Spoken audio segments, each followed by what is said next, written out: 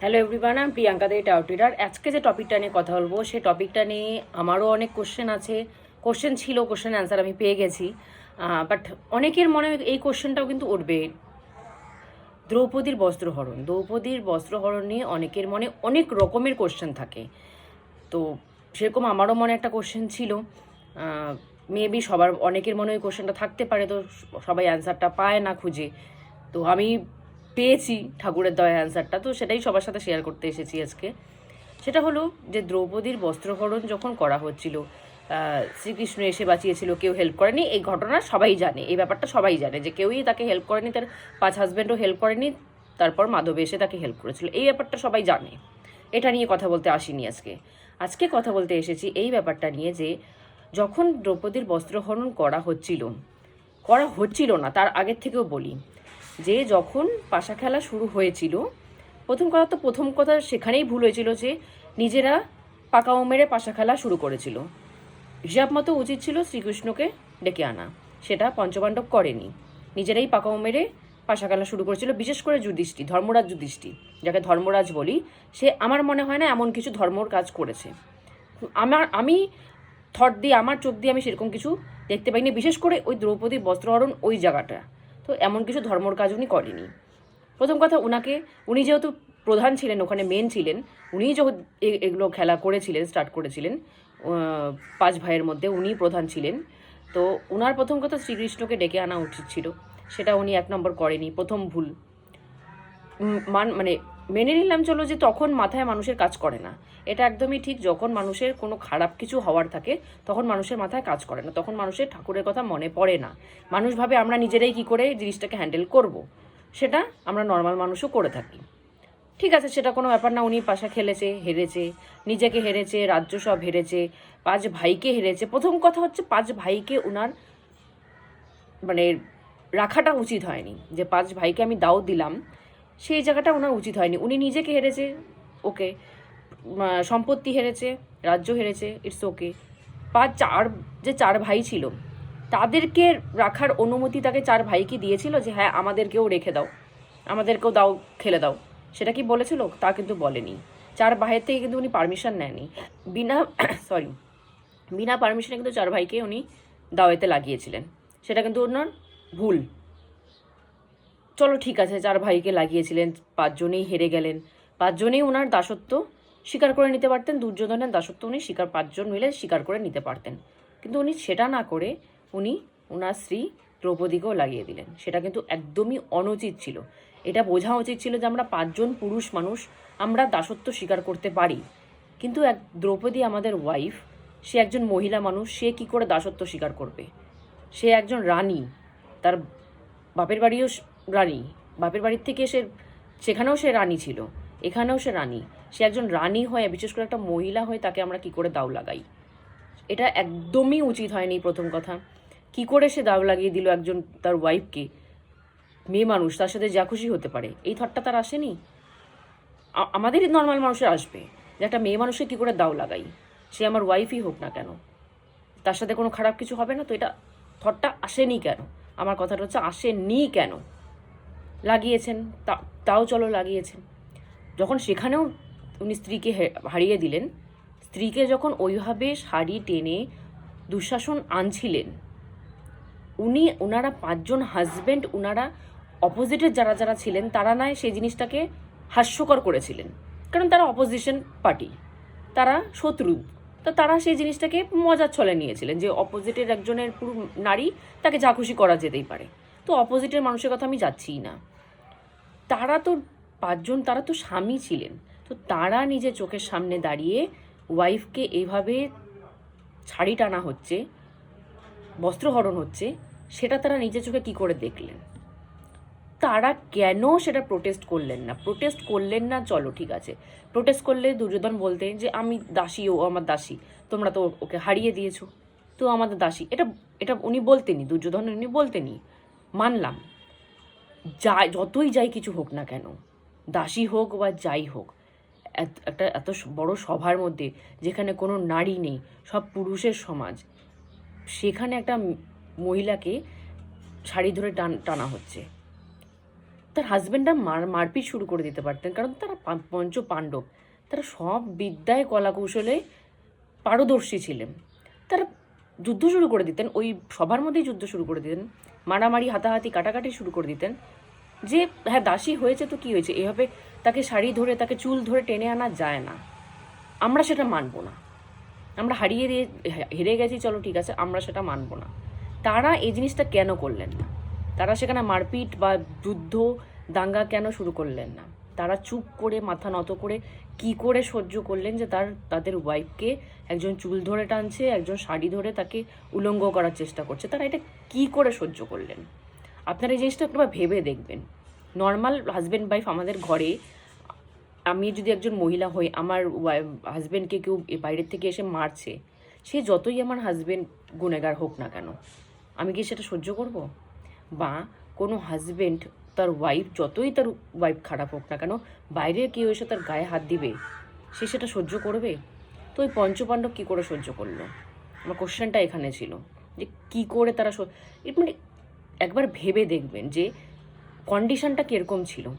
একটা পুরুষের ভরা সমাজ, পুরুষের ভরা একটা সভা, সেখানে একটা মহিলাকে চুল ধরে, জিনিসটা একটু ফিল করবেন, গায়ে না লোম কাটা দিয়ে দিবে, যে তাকে সবাই মিলে শাড়ি ধরে টানছে, চুল ধরে টানছে, তার 5জন হাজব্যান্ডের সামনে, 5জন, একজন না, 5জন হাজব্যান্ডের সামনে, একজন হাজব্যান্ডও মুখ খুলছে না, কেউ চোখ তুলে তাকাচ্ছে না।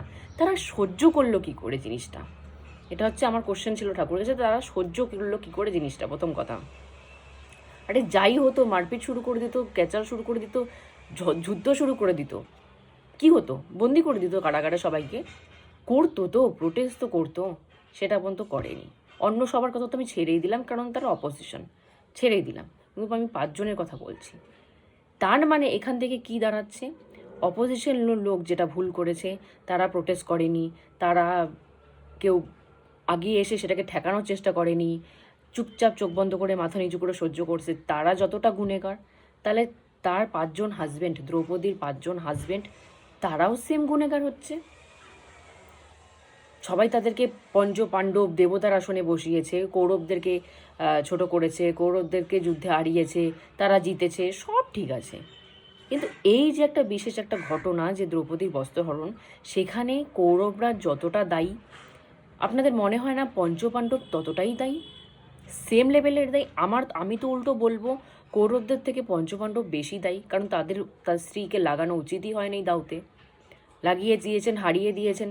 তার তো ওয়াইফ, অন্যরা হেল্প করতে নাই আসতে পারে, সে নিজের ওয়াইফকে কেন হেল্প করতে গেল না? তারা 5জনের মধ্যে একজনও কি করে সহ্য করলো? অন্য নারীর একটা বস্ত্রহরণ হচ্ছে, মানুষ সহ্য করতে পারে, তবুও সহ্য করা তো উচিতই না, তবুও করতে পারে। নিজের ঘরে নিজের স্ত্রীকে বস্ত্রহরণ করছে, এটা কি করে সহ্য করলো?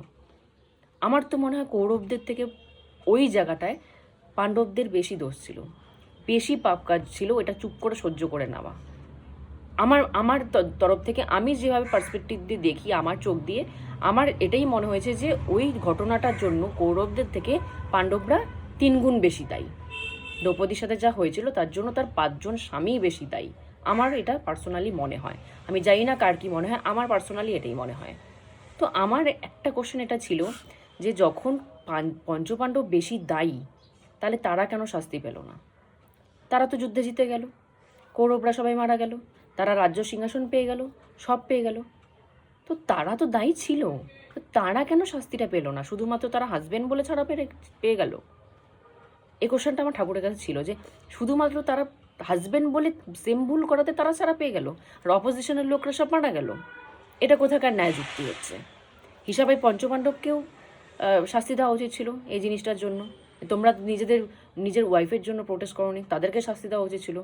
তারা শাস্তি পেল না, তারা যুদ্ধে জিতে গেল, শ্রীকৃষ্ণ নিজে দাঁড়িয়ে থেকে যুদ্ধে জিতিয়ে দিলেন, তাদেরকে রাজ্য পাইয়ে দিলেন, রাজ্যাভিষেক হয়ে গেল যুধিষ্ঠিরের, যেখানে উনি সবথেকে বড় কালপ্রিট, সেখানে উনার রাজ্যাভিষেক হয়ে গেল, ওনারা কিছুই শাস্তি পেলেন না। কেন? কারণটা কি? কারণ খুঁজতে গিয়ে আমি যেটা অ্যান্সার পেলাম সেটা হচ্ছে, ঠাকুর 100 জন গুনেগারকে মাফ করে দিতে পারে যদি তার সাথে একজন ভক্ত দাঁড়িয়ে থাকে। অ্যান্সারটা কিন্তু আমাকে উনি এইভাবেই দিল, যে 100 জনকে উনি মাফ করে দিতে পারে যদি তার সাপোর্টে একজন ভক্ত দাঁড়িয়ে থাকে, তাহলে তিনি 100 জনকে মাফ করতে উনি রাজি। তো সেরকমই এই পঞ্চপাণ্ডব যতই খারাপ হোক না কেন, যতই প্রোটেস্ট করুক না কেন, সমান দোষী হোক না কেন, দ্রৌপদী তাকে ছেড়ে দেয়নি। দ্রৌপদী তার 5 জন স্বামীকে কিন্তু ত্যাগ করে দেয়নি। আমরা আজকালকার দিনে নারী সমাজ, আমরা আজকালকার দিনে মডার্ন যুগের নারীরা আমাদের সাথে যদি এই জিনিসটা হতো, আমরা কিন্তু প্রথমে অপোজিটের লোকের কাছে না গিয়ে আমরা কিন্তু প্রথমে নিজেদের হাজব্যান্ডকে ত্যাগ করে দিতাম, যে তোমরা প্রোটেস্ট করলে না, তোমরা চুপ করে সহ্য করে গেলে, তোমরা কীরকম হাজব্যান্ড, এরকম হাজব্যান্ডের আমার দরকারই নেই। প্রথম কথা, আমরা কিন্তু আগে আমাদের হাজব্যান্ডকেই সরাতাম, ডিভোর্স দিয়ে দিতাম, ত্যাগ করে দিতাম। দ্রৌপদী কিন্তু করেনি। দ্রৌপদী কিন্তু নিজের হাজব্যান্ড, 5 জন হাজব্যান্ডকে কাউকে কিন্তু ত্যাগ করেনি। তার এত কষ্ট হয়েছে, সে তাদের কাছ থেকেও হেল্প পায়নি। প্রচুর কষ্ট হয়েছে, যে অন্য লোক তো ছেড়ে দিতে, আমি আমার হাজব্যান্ডের কাছ থেকে হেল্প পেলাম না, তার সেই জায়গাটা বেশি কষ্টের।